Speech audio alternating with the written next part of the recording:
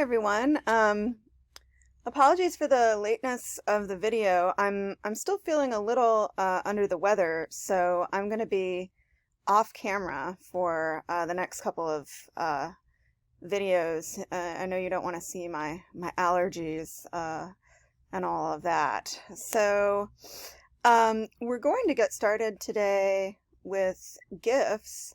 And there's really a lot you can do with the animated GIF format in Photoshop. So we're going to explore two main methods, and one of those methods is using a photo burst and then working with that in Photoshop. And the other method that we're going to explore a little bit is the idea of using sort of pre-selected photos that you then kind of animate in Photoshop layer by layer. And so I will go ahead and jump into Photoshop. I have a couple of photos to start off with as far as the burst goes. I went ahead and I captured a couple of bursts in my phone, and they're in Google Photos right now, so I should be able to select both of them and then download them. And I'm just going to wait to see what else is in here. So,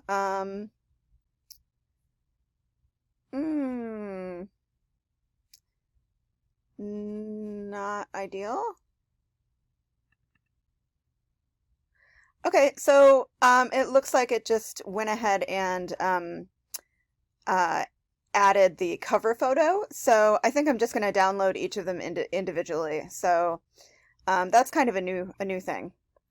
Download all 37 photos. And it should come down as a zip archive. So I could go ahead and kind of, whoops, I think this one is the better one, the one with the fewer photos. I can kind of, move through it a bit and start to kind of like see a little bit what happens. And I do think this is the photo set that I want to use. The other one wasn't shot quite as nicely. And, I chose to do this just because I was hanging out in my wood shop. Since I make stuff, I have a wood shop in my house, and I thought, well, I usually do plants and stuff, so I thought maybe we could do just a power tool. So as you can see, when I open up the file, it leaves me with this series of 37, this looks like 37 items that are all JPEGs. And so that is perfectly fine. We don't really need this cover image, by the way. It's just kind of an extra image. But we can go ahead and just work with what we have here. Just to kind of simplify things, I'm going to dump these on the desktop because I have a lot of junk in my downloads folder, as most people do. So we don't need this anymore, and pretty much at this point we can just jump into Photoshop. So I'm going to open up Photoshop, and I can go ahead and do Create New in this case. And really, any kind of size here is fine. Although if we're making an animated GIF, we probably do want to kind of keep it a little bit on the smaller side. So we could even go to like web or film and video, which will give us a smaller kind of pixel size. So an animated GIF is definitely a situation where I would turn my units to pixels. And because animated GIFs are sort of, being traded on your phone and maybe in your email and on other websites, you generally want the dimensions of the pixel dimensions to be somewhat smaller than you would like a really high quality photograph. So 800 by 600, I would say 800 pixels in any dimension is going to be good. The other reason why it's usually a good idea to keep the pixel size small on an animated GIF is that you may have many frames. And so it's not just the pixel size of, let's say, one frame. It's the pixel size of, all the frames kind of put together can accumulate quite a lot. So we're going to hit create. And I'm going to jump into the file menu right now. And I'm going to select the scripts menu here. And I'm going to select load files into stack. And what we're going to do is we're going to take all of the files that we just, unpacked from that zip archive, and we're going to make each one of them their own layer so that we can eventually animate them. So here's my stack of files. I can just do a select all here and open, and double check that they're all there. I'm pretty confident they are. And click OK.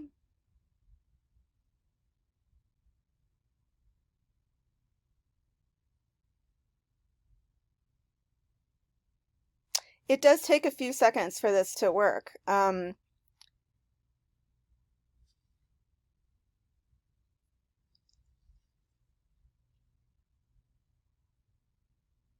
There we are. So you can see a couple of things have happened. We have now 37 layers with our photo. One thing I was sort of hinting around that the setting up the file size ahead of time was kind of somewhat irrelevant because it's going to just come in with whatever kind of file size the images are. So if we want to kind of set up the image size again in a way that's going to stick, at this point we could go to image size and switch this to pixels and just scale it down quite a bit. These are shot on my phone, so they're kind of high-ish quality photos. I mean, they were like 3,000 by 5,000 pixels. That's ginormous for a GIF. It's just way too big. 72 ppi is good, although it really doesn't matter what the ppi is set at when you're working with pixel size. Although the 72 is a good sort of default for anything that's going to be displayed on a screen. And so when you opt for image size here, it's going to go ahead and, scale all of the images down. And so at this point, you can kind of maybe like get some idea that there's an animation going on, although it's really subtle because we have a lot of frames. So I think what we need to do at this point is probably get a timeline going. And so if we go to window here, up at the top, and then we look at our timeline palette, you can see that that's going to give us a couple of things. And I guess the first thing I'm going to do is see if I can move this palette up a little bit so you can see the whole thing. Oh, thank you so much. That was some sarcasm there. Okay, so it should be above the cutoff. At this point, you need to click the, but don't do it yet, click the Create Frame animation, and make sure that you have this, this selected, where it says Create Frame Animation. So what you're going to do, other than, obviously, we don't want a video timeline in this case, because what we're going to be doing is we're going to be taking these frames that are now layers, and we're going to be using them in the timeline as frames. So we can click this now that we have it properly enabled. It does stick in a kind of starter frame. And then over here, we can ask it to make frames from layers. And what that's going to do is it's basically going to take every single layer and dump it into the timeline with a frame. And as you can see, we have exactly 37 frames. That's just as planned. And now we can probably preview this by playing it, which would be kind of fun. So let's go ahead and move this down just a tiny bit. And we should be able to preview that. There it goes. Drilling. Now, you may sort of think about a couple of things when you're working with photo bursts. One thing is probably that you don't necessarily need 37 frames for something this simple. And in my sort of knowledge, photo bursts tend to shoot too many frames, meaning that they look nice and it's nice and smooth, but this is not even a 1 second animation, and 37 frames is like a lot. And like I said, you want to be able to share this and have it be kind of economical in its file size. So what you could consider doing, especially with this image, is you could consider taking the frames and just going through and using the command button to maybe delete like every fourth frame. Sometimes people do every other frame. And this is just kind of a way of like thinning it out and making it a little bit more compact, because you have all this kind of unnecessary data that's just going to clog up your file. So it takes just one quick second to kind of go through and get rid of all those frames. Obviously, you don't want to delete, you don't want to delete them, all from one section. It's good to kind of spread them out. So we could certainly go up here to delete frames. Yes, please. And then they're gone. And you can kind of continue culling through the frames until you get a number that you like. So you can also just kind of play it again for... So you can see we haven't really lost any quality, I would say. It might run a tiny bit faster the more frames you take out. If you have the frame time set at 0.00 seconds, so you can play around with that delay if you want fewer frames. Although of course, if you start putting delays on the frames that are too large, like if you put a, God forbid, a half-second delay, you're gonna see that pause right there. So that's probably not something that you necessarily want to do unless you're doing it for sort of artistic effect. Let me go ahead and bring up my history palette, just so we can kind of undo some of that stuff. Okay. So this frame set happens to kind of naturally loop pretty nicely. Although I think it would be even cooler if when it gets to the bottom, instead of kind of having that one little flash where it resets up to the top, I'll show you right there. I think it would be nice if it actually kind of went backwards, to sort of make that looping just a little bit smoother. And so right now you can see our looping is set to forever. You can play around with different options there as well. But one of the ways to kind of deal with that idea of, making it go backwards is to use the Shift key and select all the frames. And then I just copied, so I did Command C.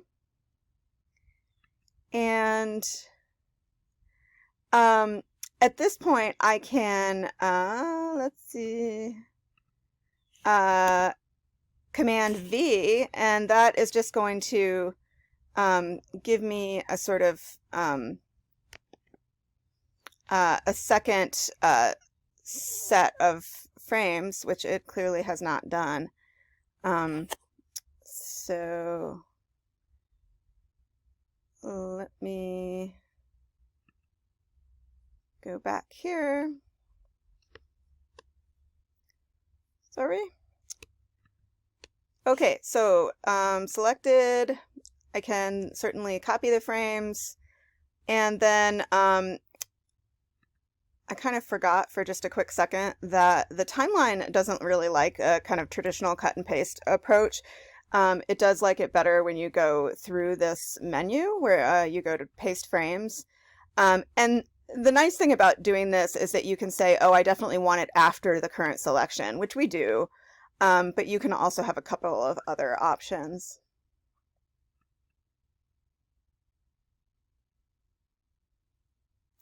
And so you can see now that we have that extra 24 frames added to the end. And at this point, that is not going to do a darn thing. It's just going to kind of give us extra frames that are doing the exact same thing as the old frames. What we need to do is we need to select frames 25 through 48 in this case, and then come back to this little thingy, this little menu, and click the reverse frames option here. And so you don't really get a lot of feedback that that's happened, but what you will get is if we were to start here and play it, you can see now we've lost that kind of really abrupt glitch where it kind of stopped and flipped up. And so that's basically how to do the kind of sort of back and forth technique with a photo burst. Now, again, I do feel like if this were my project, I would probably thin out the frames again, now that we've kind of added, double the frames. So you could certainly, take out maybe even every other frame and still have a really smooth looking animation. I'm not going to go through the sort of process of doing that. What I do want to show you is how to export your file. So if we go to the File menu at this point, and probably your best bet here is Export Save for Web Legacy. So I'm going to select that.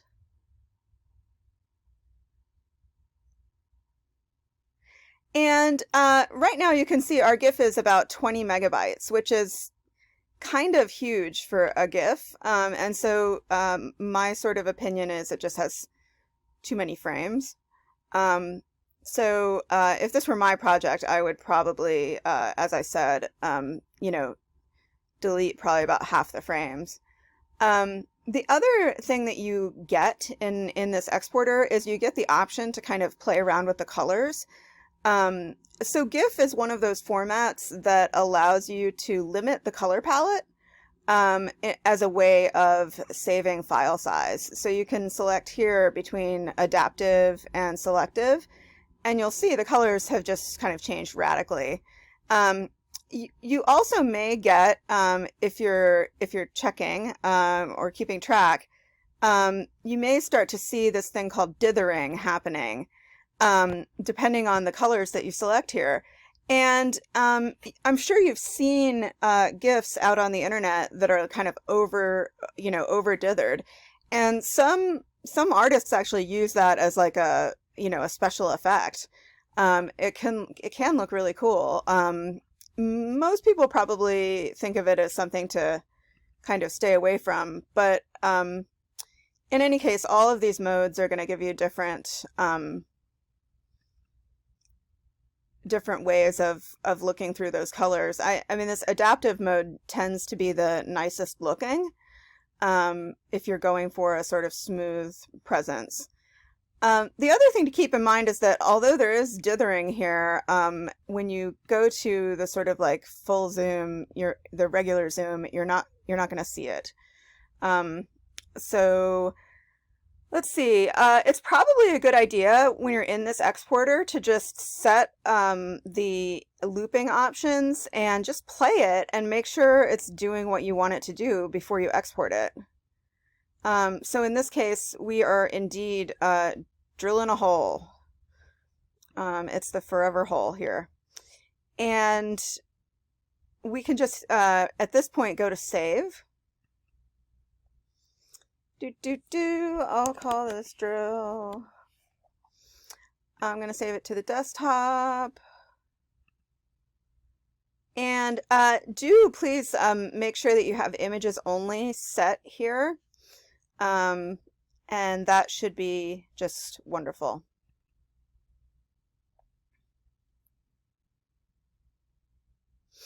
Now, the real test of this is sort of whether you can play it outside of Photoshop. So if I get into, oh, that's looking good. I'm optimistic.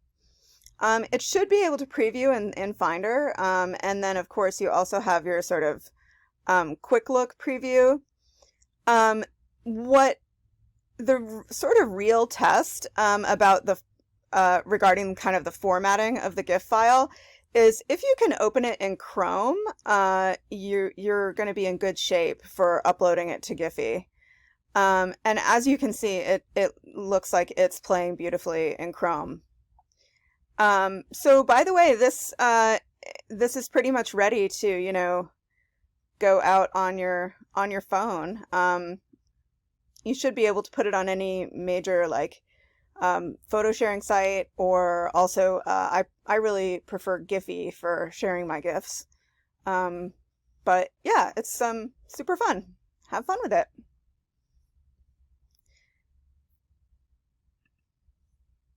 Whoops. That's what I'm working on in the kitchen. Okay, so I am going to just have a sort of nice cut here. And I'll get back to you with an entirely different way of making GIFs. Okay, so we're going to explore the second method of making a GIF. And what I'm going to do is I'm going to start with a background image, and then I'm going to have a second layer on the top of that image that is kind of animated. So I'm going to start off with this lots of cats image because, cats. Oh, it's so beautiful. Love it. It's a pile of sweeties. Okay, so we are going to go ahead and just open this up in Photoshop. It's kind of a low quality, low internet quality JPEG, so it's a great place to start for a GIF. I am going to crop out the black background, so it's just, nothing but sweet fluffy cats. And it looks like, just looking at the crop, size estimate there, it looks like it's about 800 by 600 roughly. And that's a fantastic size for a GIF. It'll be nice and small so I can text it to somebody and they won't have to like wait for it forever. But it's also going to, have a reasonable amount of image quality.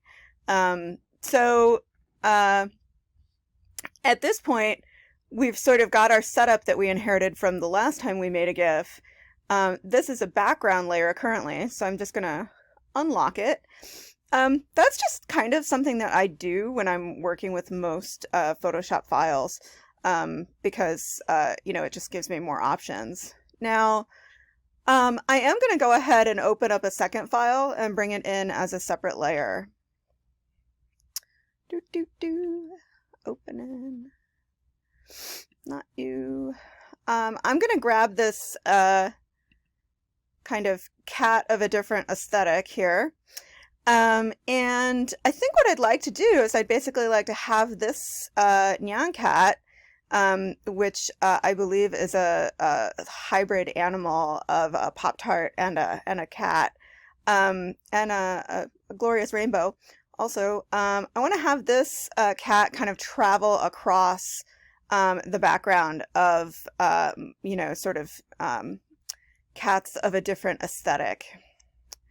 And so in order for me to do that, I guess I could just go ahead and pop the background on the next, on the other file. And then it's going to, as you can see, it kind of came in as a layer, which would be expected. I'm going to pick up my move tool. I think what probably, quite obviously, I think it would be probably a really good idea to edit out the background at this point, and so we can certainly select that. It should be quite easy to select because it's very, kind of solid colored. I'm going to actually ramp the tolerance up on this tool and try selecting this one more time, and now you can see it's much tighter.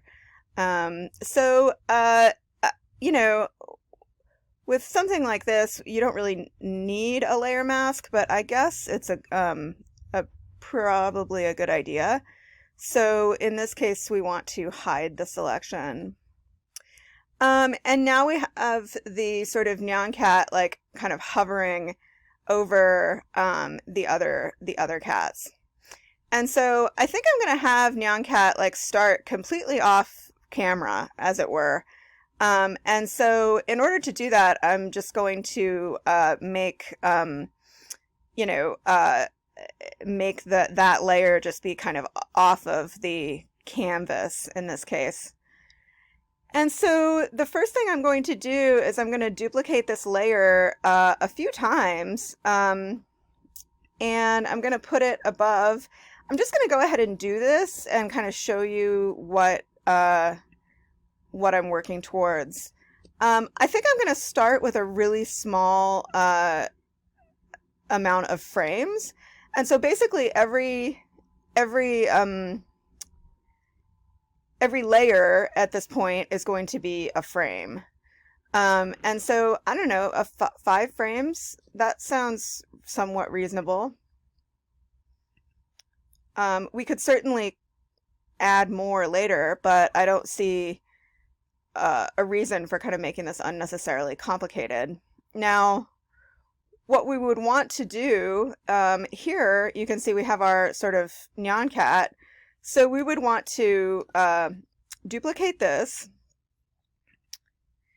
and pop it up on top of the next background layer, and we would also want to move it slightly.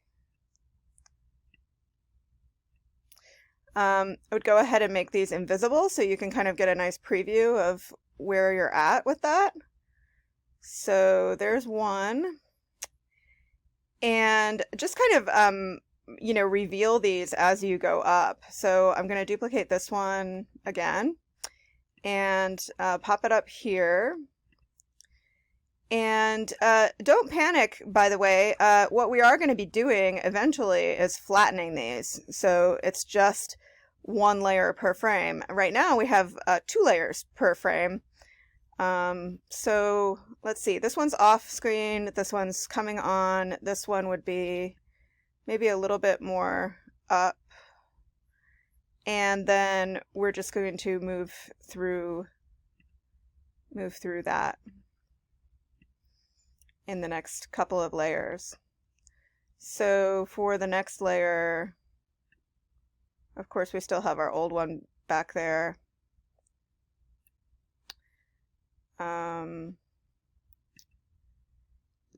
And then, whoops, this one needs to be duplicated one last time. And as you can see, the more sort of complicated and the more frames you have, the more kind of ridiculous it gets in terms of labor. But probably right at this moment would not be a bad time to kind of save this just as it is, broken up into layers. So I'm gonna just kind of note that this is in layers. And now to kind of get this prepared for the sort of animation part, I'm going to take each of these pairs and I'm going to merge down. So I'm going to merge the layers. And I'm going to do that for every single one of these pairs.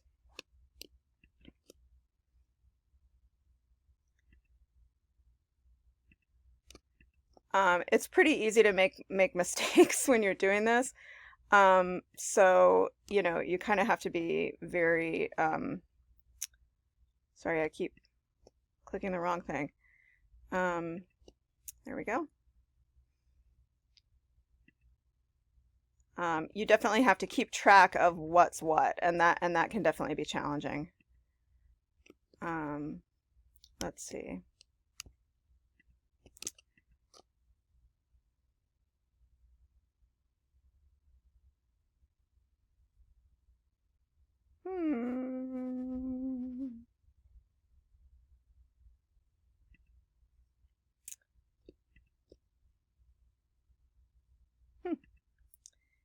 Interesting.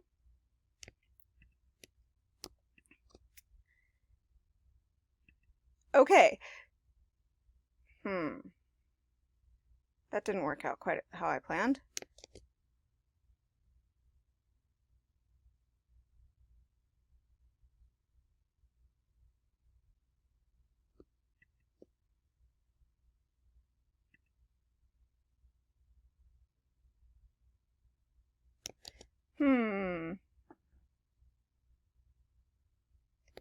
Just gonna go back a couple steps. Okay, so they do all have the layer mask on. Interesting. I wonder why this one... Oh, because it was invisible. Ha! Yikes. That makes sense. Yeah, so if you do, if you do try to merge a layer that's invisible, it'll just throw it out.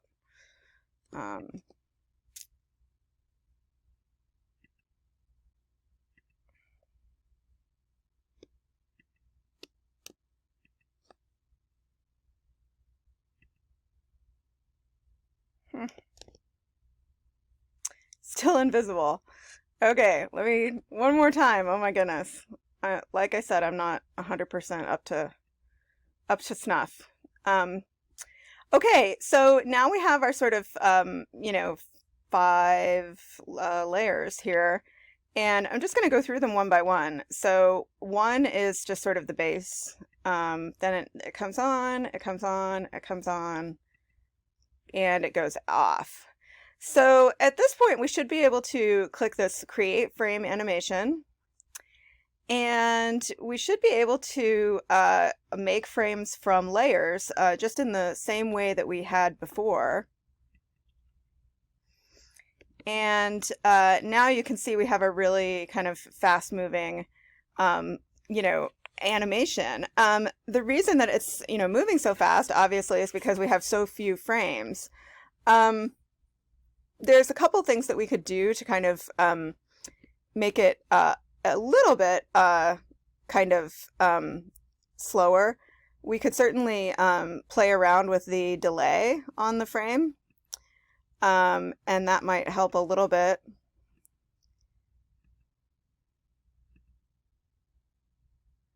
Yeah, but I mean, basically we just need more frames.